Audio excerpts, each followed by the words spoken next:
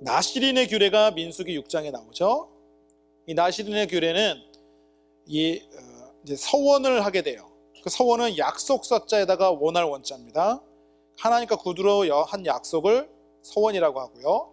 나시린이라고 하는 것은 나지르라는 말에서 왔습니다. 나지르라는 말은 헌신하다, 봉헌하다, 구별하다 에서 유래되는 말인데, 모세율법에 의하면 누구든지 하나님께 헌신하기로 서원한 사람은 누구나 남녀를 불문하고 나시린이 될 수 있었습니다. 자, 레위인은 하나님께 구별된 지파예요. 그 레위인을 제외하고 다른 지파는 어떻게 하나님께 헌신할 수 있는 거냐? 이 나시린의 서원을 통해서 하나님께 헌신할 수 있습니다. 그래서 세 가지를 줬어요. 포도주와 독주를 멀리하라, 삭도를 머리에 대지 말라, 머리를 깎지 말아라, 그리고 시체를 가까이 하지 말아라. 각각 영적인 의미가 있습니다.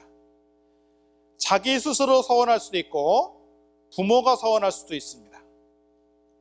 그렇죠? 그러니까 스스로 서원이 될 수도 있고 부모가 서원할 수도 있고 하나님이 부를 수도 있어요. 그래서 이제 포도주와 독주를 멀리하는 것, 사실은 이 나시르는 예수 그리스도를 예표하는 거고, 예수님은 온전히 구별되신 분이잖아요. 온 생애를 통해 하나님께 드려졌던 분이잖아요.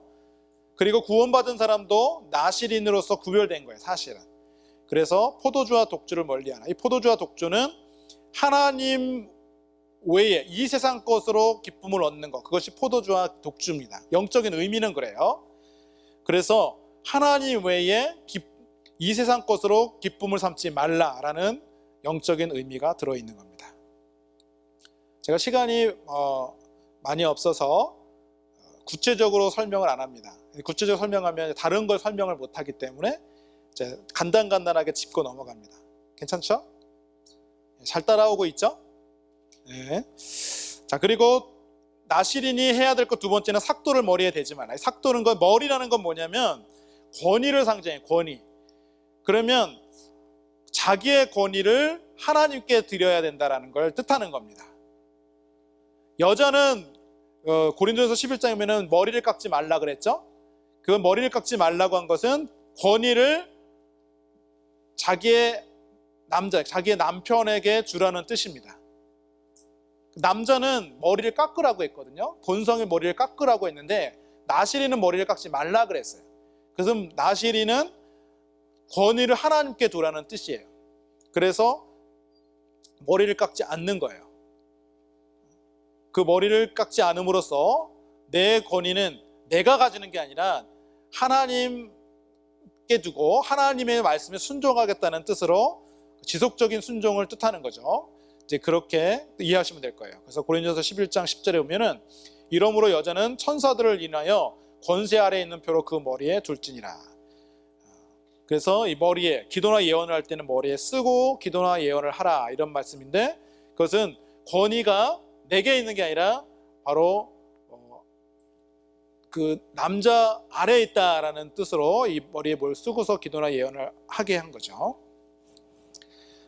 지금 이제 이 기도나 예언을 굳이 이제 우리가 안 하기 때문에 우리 자매님들은 그걸 안 쓰는 거예요. 그리고 긴 머리가 쓰는 것을 대신함이라 이런 말씀도 있잖아요. 그래서 이제 머리를 안 쓰고 이 머리에 다른 걸 안 쓰고 이렇게 있는 거예요.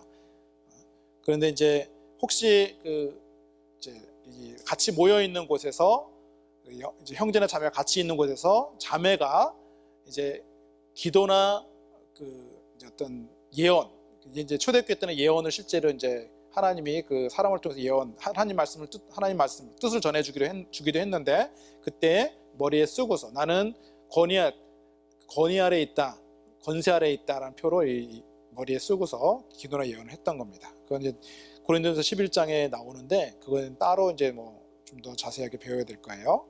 어쨌든 나시린은 하나님 앞에 지속적으로 순종하겠다는 뜻으로 이 머리를 깎지 않고 기르게 되는 거예요.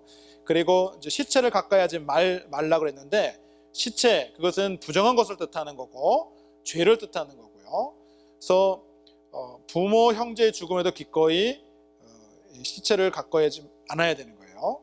시체로 인해서 죄를 제물로 드려서 속죄하고 다시 구별 서원의 날을 정할 것. 이게 이제 혹시 시체로 덜어지면 제물로 제물을 드려서 속죄를 하고서 다시 서원한 날까지 다시 정하게 하는 겁니다. 근데 그런 말씀이 구체적으로 기록이 되어 있는 겁니다. 그래서 구원받은 사람은 하나님 앞에 정하게 이제 깨끗하게 된 사람들이기 때문에 죄로부터 멀리 해야 된다는 것을 말씀하시는 겁니다. 그리고 특별히 이제 부모의 죄나 부모가 죽었을 때조차도 형제자매가 죽었을 때조차도 나신이라면 적어도 그 시체를 가까이 하지 말라고 했는데 그것은 예수님이 하신 말씀에서 우리는 좀 더 이해할 수 있어요.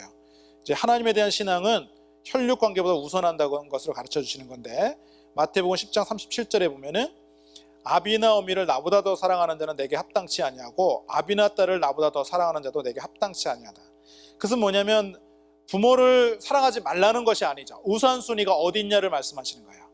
우선순위가 하나님이라는 뜻이에요. 부모도 사랑하고 하나님은 더 사랑하고 이런 뜻입니다. 맞죠? 네, 그런 의미를 가지고 있는 겁니다.